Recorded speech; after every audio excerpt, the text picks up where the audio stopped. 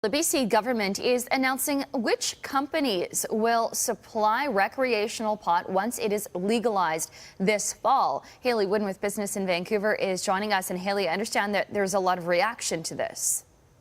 There is. 12 BC companies made the list of 31 licensed producers, but we're hearing from smaller producers, craft growers, who say they were essentially locked out of the bidding process. And if you have a look at that list, it's some of the biggest names in the business: Canopy Growth, Aurora Cannabis, which is headquartered in Vancouver. But what this means for smaller producers, if they don't have a contract with the liquor distribution branch, that means they're not going to have their product in public stores.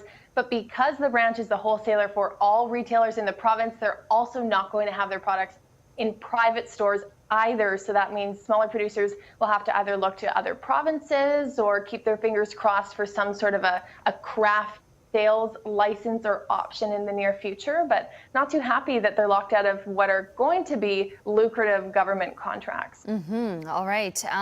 Now, one Canadian success story is expanding to China. I understand Tim Hortons will be serving up doubles overseas.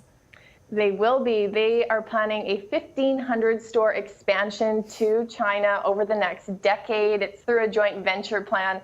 And the company says it's the right time. Over the last couple of years, they've expanded to Spain, the Philippines, Mexico, the UK.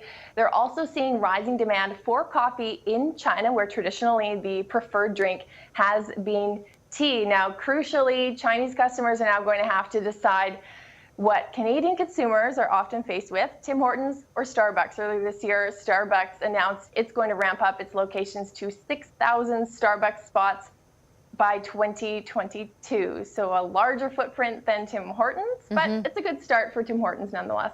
All right, Hayley Woodin with Business in Vancouver on this Thursday. Thank you, Hayley. Thank you.